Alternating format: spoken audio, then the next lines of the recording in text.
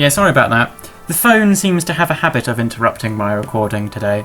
Hopefully that will be less of an issue tomorrow and less of an issue on Wednesday. This will be the last episode for today, by the way. I know I said I'd make them 15 minutes, but I don't really see the point, because if I'm going to call it an episode, I don't see why I shouldn't wait until something significant happens before I end it.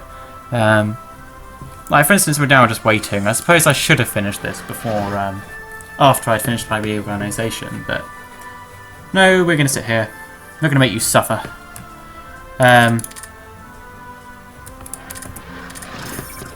We're sending these units out to Egypt. They can support our land units here.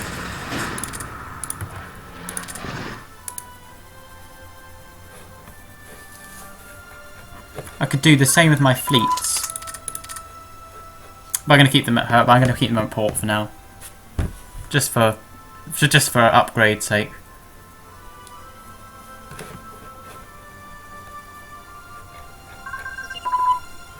Carrier group. Oh, good. Now we got some doctrines finishing. I'm going to take these ones out for now. Carrier group doctrine. No, I'm not going to take this one out quite yet. But I am going to take, like, what was it? Yeah, carrier crew training. CV positioning is not quite as important as we think it is. I'm going to put 2 techs on anti-aircraft armament and armour for our light cruisers. So yeah, I wonder what Germany is doing right now. We'll look at the front.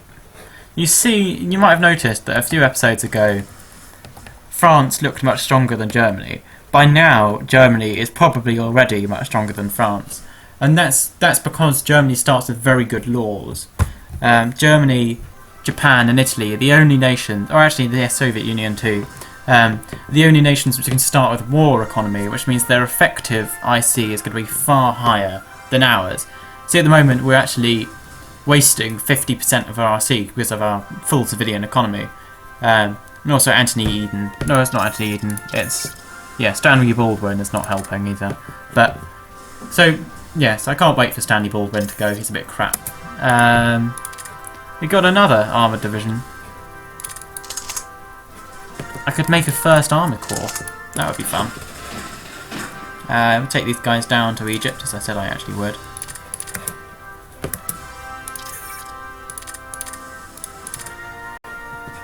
Now we got 3 more IC. 3. Yeah, we'll build some more artillery for our infantry divisions. Republican Spain. Well, I have to say the Spanish Civil War has dragged on for quite a long time. It's difficult to say who's winning. I would say the Republicans actually have the advantage, having been able to keep it together for so long. Certainly, if we think about the provinces that they hold, the Republicans hold more of the IC valuable provinces and resource valuable provinces, and they have got a greater number of the VPs than the nationalists. But of course, we all know the Republicans have an astonishing ability of to snatch defeat from the grasp of victory, which is actually what I always say about Republican Spain. It's just difficult for them. They're not that great. Not great a nation. So our carrier techs are finishing up now. I'm going to take these ones out for now. I always want to keep carrier techs in there because they're so good. And I'm going to put another 3 on infantry techs just to make sure they don't really fall behind. They're already ahead of time, so I'm not overly concerned. But ahead of time, yeah, the dates, I've never really understood them. They are when they refer to the date that Britain historically developed that level of tech, or historically developed that, these techs really. And although that sort of gives a measure of where we are, it's not really an effective measure of to what extent you've actually researched them, because it turns out in different in different levels and different types of tech, that changes. For instance, we're researching level 1 of anti-submarine warfare, and it's already a 1940 tech. So lots of people would say, oh, I've got a 1940 tech anti-submarine warfare, which is actually not true. You've got 0, you've got none, no anti-submarine warfare technology. Whereas a level 1 improved security unit is 1939, so it's all a bit of a mixed match. I wouldn't recommend using that as a measure of how your techs are progressing. I'm keeping my important techs at the top. You always want your important tech cycling through. IC efficiency. I always say that. I think it's quite funny that they call it IC. It sounds as if you're looking at something. And I'm going to put a few more convoys in. Not too many. Just enough. Yeah. Just another 40. Obviously, running out of convoys would be the worst thing in the world for Britain.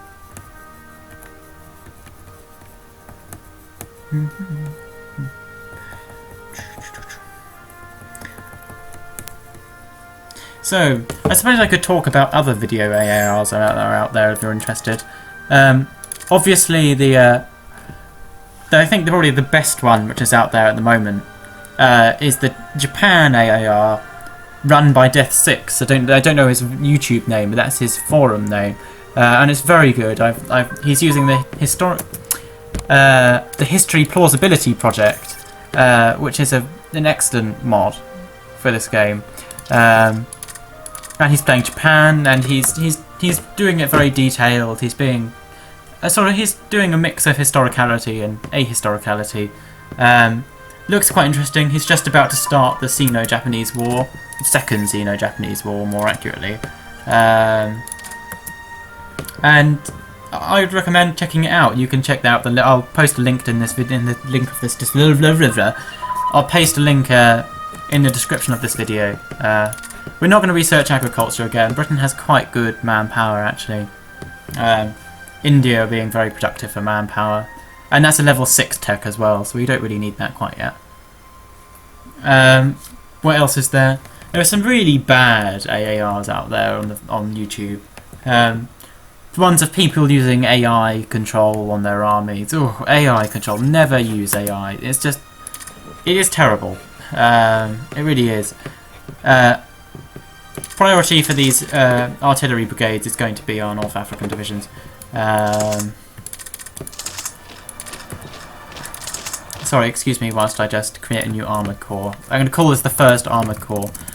And it's not intentionally, although I do create Panzer Corps for Germany, this is not intentionally to simply for that same reason. It's simply because I've run out of other corps to attach them to. Yeah, it's okay. Oh, we're wasting some IC again. Yeah, we're not anymore. We've got something else to put in now, and I think that's that small warship radar. If you noticed that finished up, so it's quite important for us.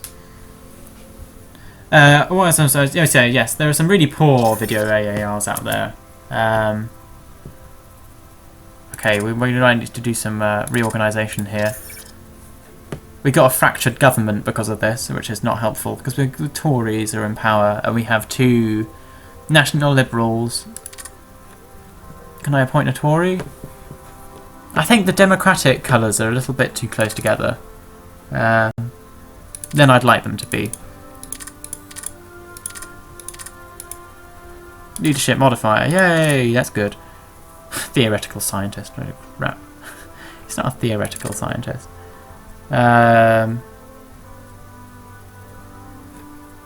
We still get the fractured government penalty. We can't do anything about it, which is a shame, because I'd like to.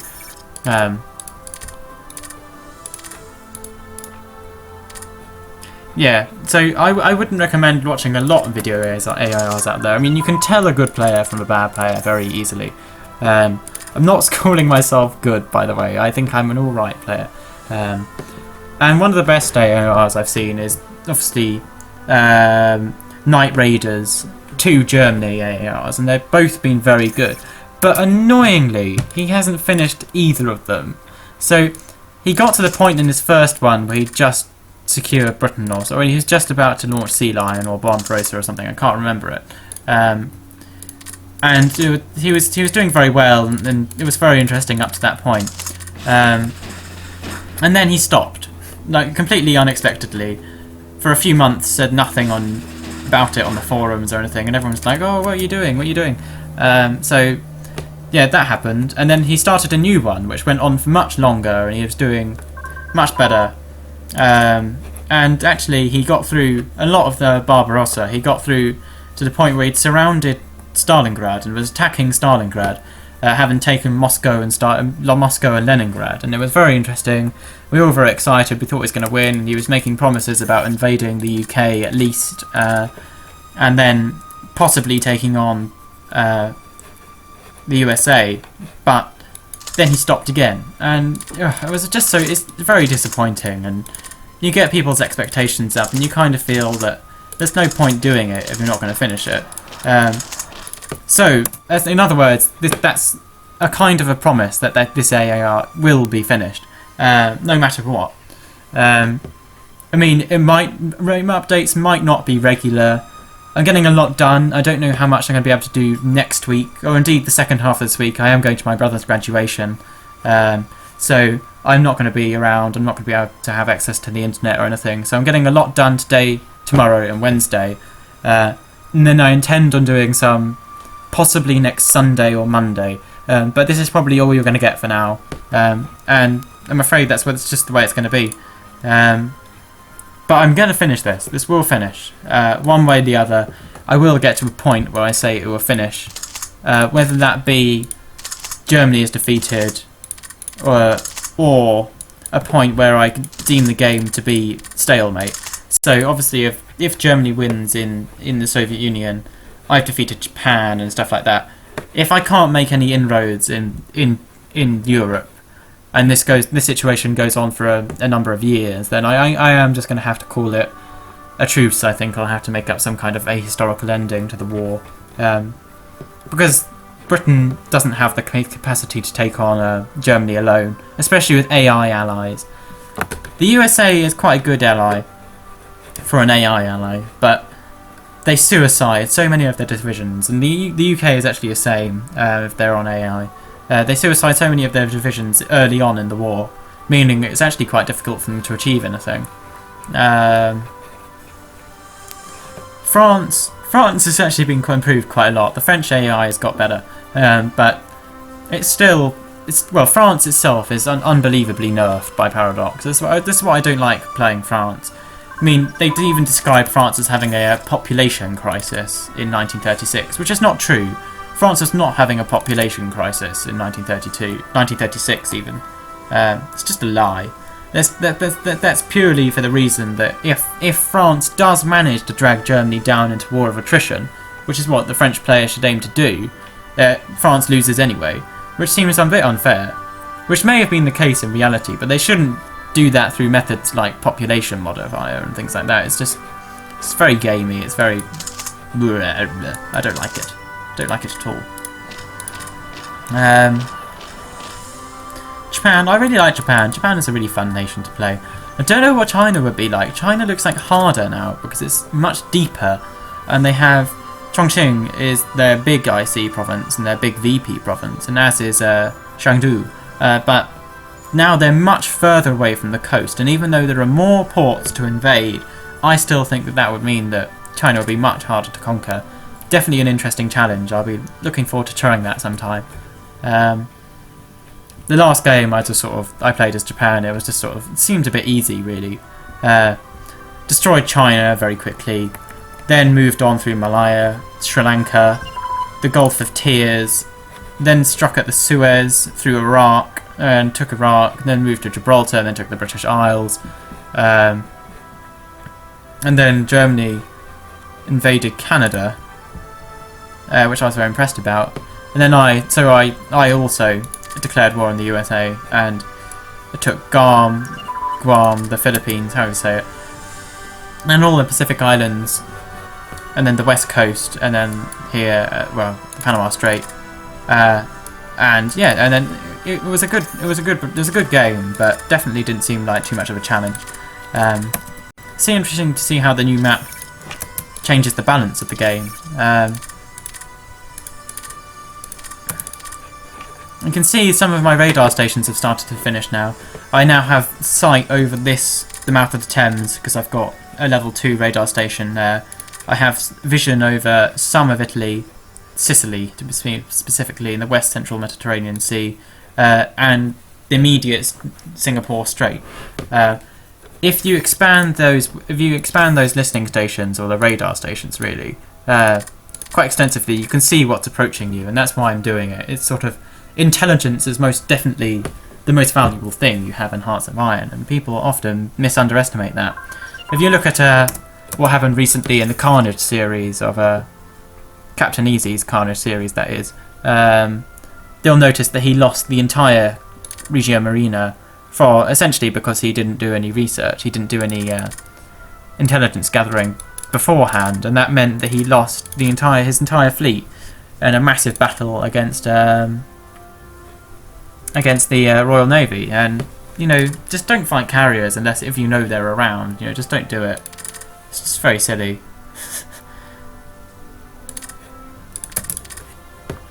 People seem to have a fascination on the forums of if CVs can be chased down by other ships, and I have seen it happen. If it's nighttime, poor weather, and you've got a very good commander and very fast ships, I have seen my ships close down enemy carriers and get a few shots off, but very quickly their organisation is eroded too quickly by enemy carrier air groups, so I often find it too difficult to make any inroads. I'm just waiting for something really historic to happen. Oh look, the Nationalists have almost won. No, sorry, the Republicans have almost won. Small warship, anti-submarine warfare advance. I'm going to put one more into that. I don't want to invest in that too much longer. I'd like to start building up some of my land and air techs, and some of their doctrines as well. Sorry, I just want to look at something quick. Yeah, these ones. We're going to put these 3 as a priority, actually.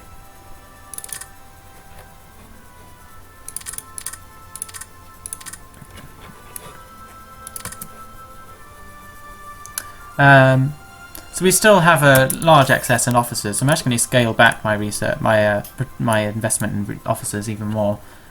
I know I'm spending slightly more in research than I can actually afford, but that's not uncommon. I think as long as you sort of keep an eye on what's in your queue, and the same as with the production really, as long as you keep an eye on what's going on and try to get a balance to build up your practicals and theories, it's fine.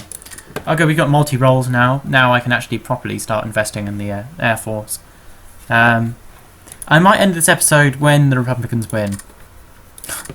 If they lose, then this episode goes on forever. But I have a feeling that the Nationalists only have 2 VPs left, so...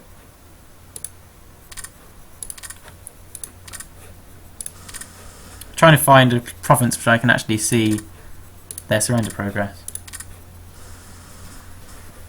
See, the Nationalists actually have such a better national unity than the Republicans. But definitely the situation doesn't look very good for them. They've only got Bilbao and Seville in the south. Oh look, the Chinese Civil War has just... not the Chinese, the Sino-Japanese War has just started. That's why Nationalist China and Zebei Sanma are now aligning themselves to me. That wouldn't happen otherwise. Yep, so we got that. I wish there was an event or something which popped up to tell you that a nation had declared war on another one, because I often find it quite annoying that you can't see that, especially as somewhere like the Soviet Union or as Germany. That's not good, but inevitable. So obviously, if the Soviet Union, for instance, declares war on Romania, which it does in multiplayer games and things like that, and it takes Bulgaria and Romania, it makes a big difference. And sometimes, if you're not very observant, you can actually miss that. And I've missed a few things in the past. I've missed the Japan declaring a war on the USA before. I only found out when they joined the Allies, and then looked over to see Japan, and they had already invaded the home isles. So I was very, very annoyed that I hadn't known about that. Not that there was anything I could have done, but it meant that my coastline was exposed to a potential invasion for quite a long time without me even realising it. So, yeah, I wondered about this. I want to know what's going to happen here, because what used to happen is Japan used to get bogged down in Shaanxi. Shaanxi, I can't say it. Yeah, if I butcher pronunciation in this game, please at least give me credit for trying. I'm not doing it intentionally. So they've already got Beijing and Tianjin. Oh god, that brings back bad memories. Yes, if none of you would know this, but for my Cambridge interviews, we had to read research paper about water supply in the north of China, and the number of things I had to talk about those two cities was just, it's horrible. Brings back bad memories. So yeah, Japan seems to be making much more rapid progress than is normal, because they used to get bogged down. It used to often result in a stalemate. But interestingly, Beijing and Tianjin are no longer in Shaanxi, so I don't really know what's going on. The borders look like they've changed quite dramatically in China. I think they look much more realistic, but I don't know why they gave Shaanxi, Beijing and Tianjin before if they weren't actually under that warlord's control. I suppose it's because no one really knew what was going on. It was sort of a permanent state of civil war. But we do know what's happening in Spain, which is that the nationalists have lost, essentially. How to say, people sound surprised when the Republicans win, but though I've seen the Republicans win they both win quite frequently. I think the nationalists do win more than the Republicans, but I have seen the Republicans win quite a lot, so I wouldn't really say it was a rare instance that they win. But definitely Republicans look too strong now. I mean, the nationalists only have one city. They have Seville, which is their only IC province as well, so they're screwed. They really are. They won't stand up, especially with the Spanish reinforcements we briefly saw up here coming down. What I find quite funny is, because when Italy and Germany do the intervention event, or the intervention decision, what actually happens is nationalist Spain gets some German and Italian forces expeditionaries. And this has really cocked up the game later on, because the AI will sometimes try to give them back. And that often means that there will be sort of Italian and German troops sitting around in Spain, and I thought that they've joined the Axis or something, and I've got all panicky about it, and they're just sort of sitting there out of supply because they're in a neutral country. I think we're just about to see the fall of Seville. Probably air raid sirens and things going off there right now. I don't know. I don't really know. I don't really know what happens during war. I mean, what happens to civilians during wars? That's always what I want to know. And they don't just disappear. They've got to go somewhere. I mean, suppose some are evacuated, some run away, some hide in basements and things. But there's a lot of people, like places like Stalingrad, which were big cities. And I want to know.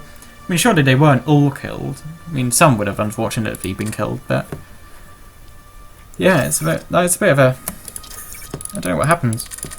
I have to say I'm liking my radar coverage already in Dover. I can already see some divisions in the Low Countries, Dutch and Belgian. I can see their positions revealed by my radar station. And obviously knowing where Dutch and Belgian divisions doesn't help me much, but it does demonstrate to me that I can see divisions in those regions, which will help me when I come to invade in the future. It's a level 3. Yay, radar advance. Level 3 radar is fine for now. I'll keep it as that.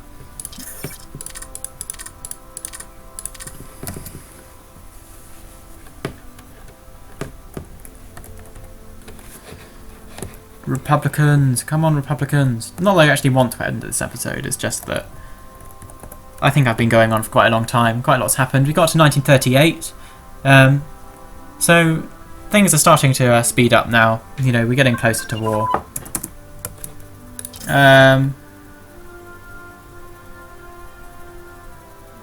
Yeah, I'll keep them in there, I suppose. I don't think the nationalists would hold out much longer. We can see one division getting bombed. Yeah. Look grim, has to be said. Looks like they're retreating now as well. What do the USA want? That's probably like half a gram of...